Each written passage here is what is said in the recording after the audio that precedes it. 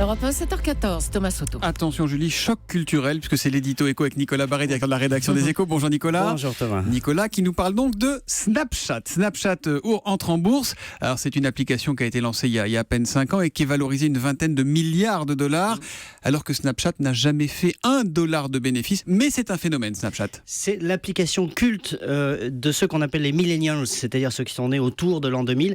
Elle permet d'échanger des messages, des photos, des vidéos qui disparaissent après. C'est 150 millions d'utilisateurs et surtout ils s'échangent chaque jour 10 milliards de vidéos. Je dis bien 10 milliards par jour. Si vous êtes jeune, vous avez plus de chances de passer plus de temps sur Snapchat qu'à la télévision. Snapchat touche chaque jour 41% des 18-34 ans aux États-Unis contre seulement 6% pour la télévision qui est vraiment complètement has-been. Donc d'où cette valeur incroyable de l'entreprise en bourse, 20 milliards de dollars. La bourse mise sur un énorme potentiel. Pour comprendre d'ailleurs, je vous conseille une vidéo du youtubeur américain Casey Neistat qui a 6,5 millions d'abonnés. Je suis sûr que Anissé connaît, qui s'appelle Snapchat Murders Facebook, qui est Snapchat tue Facebook. Il avait posté quand Facebook avait voulu racheter Snapchat et s'était fait rejeter par les fondateurs.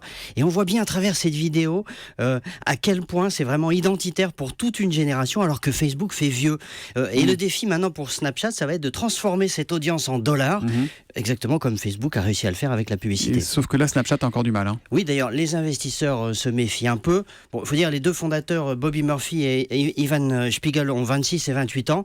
Avec l'introduction en bourse de leur créature, ils pèseront chacun 3,7 milliards de dollars. Alors, ils comptent utiliser les fonds levés en bourse pour se développer à l'étranger et investir, en espérant que tout ça ne débouchera pas sur un succès fantôme, comme le petit fantôme qui symbolise Snapchat, mais sur du vrai chiffre d'affaires et des vrais profits. Ça, c'est le pari.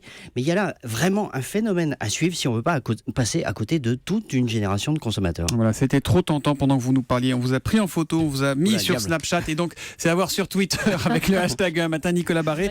En forme de quoi? C'est un chien, on va dire. Un petit chien, un petit chien sur Snapchat. Voilà, à voir avec le hashtag un matin et sur europe1.fr. Merci Nicolas et à demain.